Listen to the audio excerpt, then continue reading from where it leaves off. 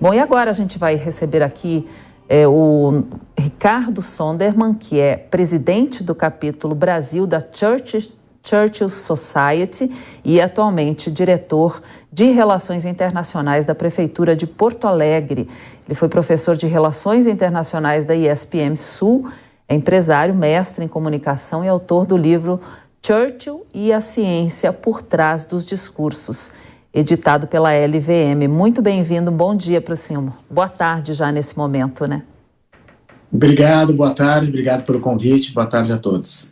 Boa tarde, professor. Na Segunda Guerra Mundial, a rainha, que não era a rainha ainda, né, era a primeira na lista sucessória, foi a rainha depois de 15 primeiros ministros. O primeiro deles foi o Churchill, primeiro-ministro da rainha, que era um mega político, né? Um cara muita experiência na política, e a rainha aprendeu muito nesse momento, né? Ela foi melhorando ao longo do tempo na presença do Churchill, né?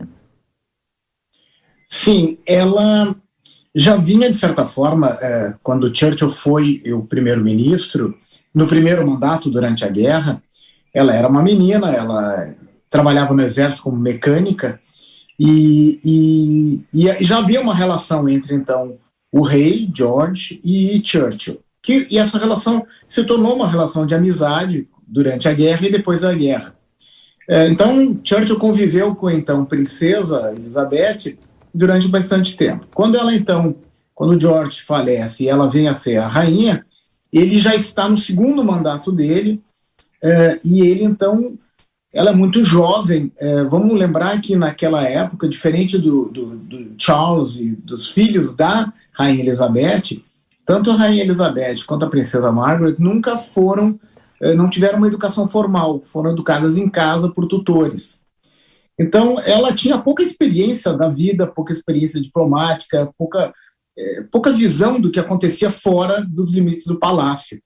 Então, Churchill funciona como esse mentor que vai lhe dando experiência. E ela, obviamente, aproveita toda essa experiência, tanto que tem uma brincadeira, outro dia ouvindo o ex-primeiro-ministro Tony Blair, ele dizendo que na primeira audiência ela olha para ele e diz: olha, você sabe que meu primeiro-ministro foi Winston Churchill. Tipo dizendo, eu já estou aqui faz tempo e eu sei bastante essa altura do campeonato. E sim, então Churchill foi um mentor importante. E Churchill, nesse segundo mandato, ele já está muito... Já era um homem com seus 80 anos, teve muitos problemas de saúde, e num determinado momento ele, então, renuncia, né? E ela imediatamente aceita, porque sabe do que ele fez pela Inglaterra, do que ele fez pela luta pela liberdade, e ela entende que então é hora dele descansar e que ela já está preparada para seguir em frente, e assim segue a vida. Então, sim, Churchill foi muito importante, tiveram sempre uma relação próxima até a morte dele, tanto que quando ele morre, ele recebe esse mesmo serviço funerário que a rainha está recebendo, Churchill recebe. Com a diferença de que Churchill, obviamente, não foi enterrado no castelo de Windsor, foi enterrado no cemitério de Blandon, que fica em Oxford, perto, a 1 milha, mais ou menos, de onde ele nasceu, do castelo de Blenheim. Então, essa relação ela foi profunda e constante até a morte dele. Ele já tinha 77 anos quando ela assumiu o governo britânico, né? Ela tinha apenas 25 anos, era uma menina ainda, né? Mas essa diferença de idade não foi um entrave para a relação criada entre eles, né? Quase que uma continuação da ligação que o político já tinha com o pai dela, né? O rei George VI, né? Sim, exatamente. Já havia essa proximidade, né, entre eles, de uma amizade, e obviamente Churchill, sendo um monarquista convicto, um homem que nasceu com a rainha Vitória, ele entende que ele tem esse papel de auxiliar e de ajudar a permanência da monarquia. Então ele funciona como mentor, como muitas vezes muitos de nós tivemos alguém da família ou fora da família que nos orientou, que nos deu bons conselhos. Então esse é o papel do Churchill, e ela foi uma aluna muito eficaz, tanto que ela, no seu longo reinado, ela passou por muitas crises, crises econômicas, crises dentro da família. Muitas das nações que hoje fazem parte do Commonwealth tinham ela como rainha e deixaram de ter ela como rainha. O último foi Barbados, que deixou de ser fazer parte do Império Britânico para se declarar uma república. Então, ela vem assistindo isso, ela vem trabalhando nisso e, obviamente, vem juntando essas peças de outra forma através do Commonwealth. Ela também foi colocada como a chefe do Commonwealth por Churchill. Então, Churchill entende que ela tinha essa missão de manter o reino, de certa forma, unido. Mesmo que esses países foram se independizando, vamos entender que no fim da Segunda Guerra Mundial, o Império Britânico ainda tinha muitas colônias, né? E essas colônias vão se mantendo, vão se independizando, mas vão se mantendo dentro de uma relação de amizade, de negócios e cultural com a Inglaterra, que é o Commonwealth. E esse desenho do Commonwealth foi feito por Churchill, e Churchill vê na Rainha Elizabeth a pessoa que poderia fazer isso de forma constante, e ele foi educando ela para isso. E ela desempenhou esse papel de forma maravilhosa até o fim da vida.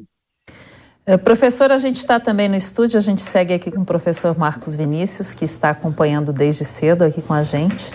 Essa relação aí que o professor Ricardo falou, essa boa relação com Churchill, já não foi da mesma forma com o primeiro-ministro seguinte, né, com Anthony Eden, que foi uma relação bem mais formal, né, professor? As reuniões eram semanais e muitas vezes com temas factuais, mas era bem mais distante, né, do que ela tinha antes com o Churchill. Ela sentiu muito esse momento também da vida dela, né?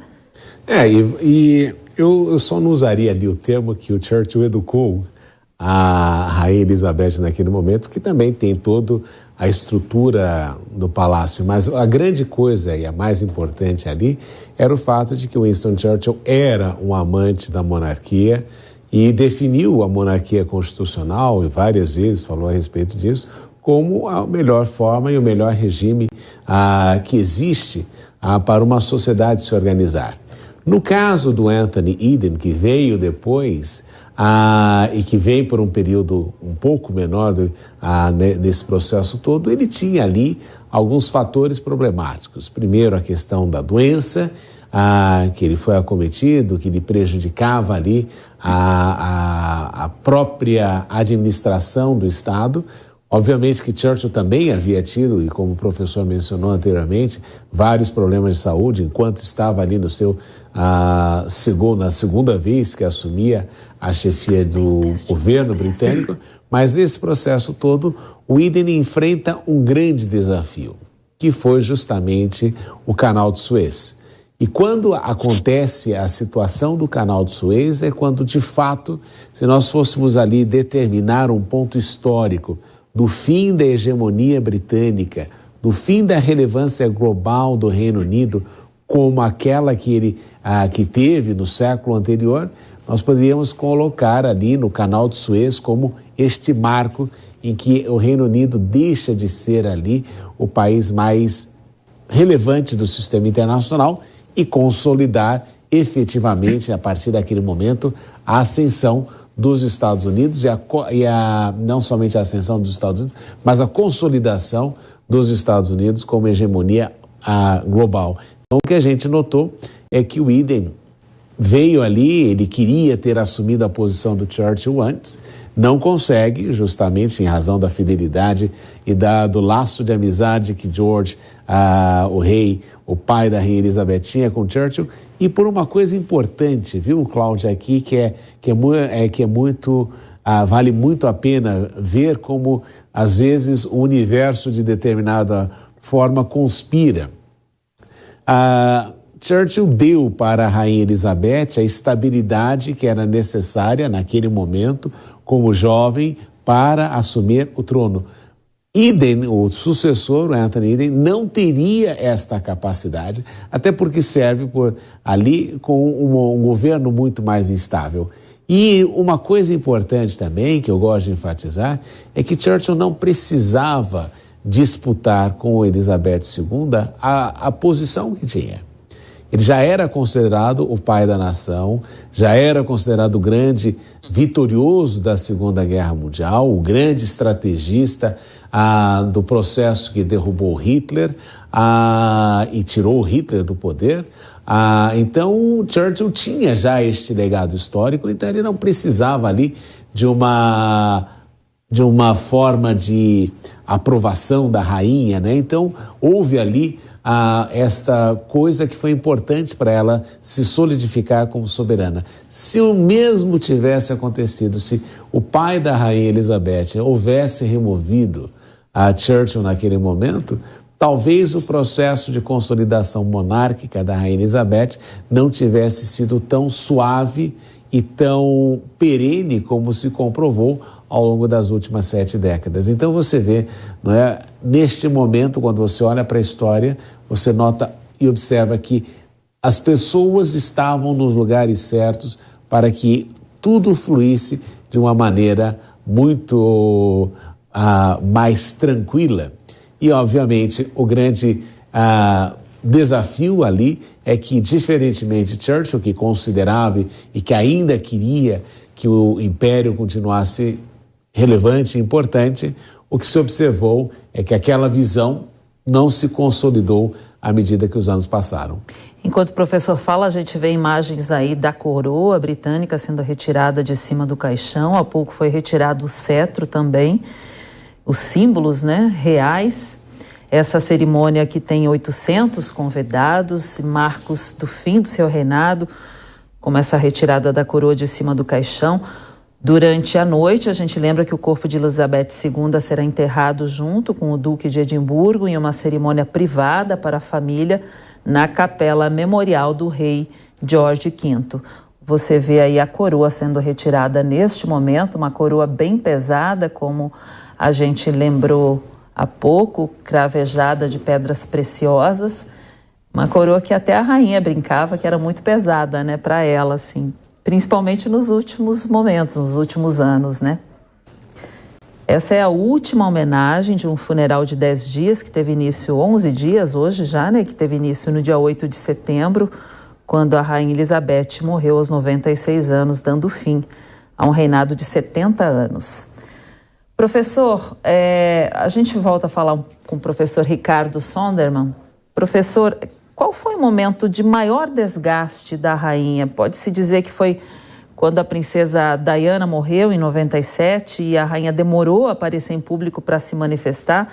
Pareceu talvez um gesto meio frio para tanta gente que amava a Diana nesse momento?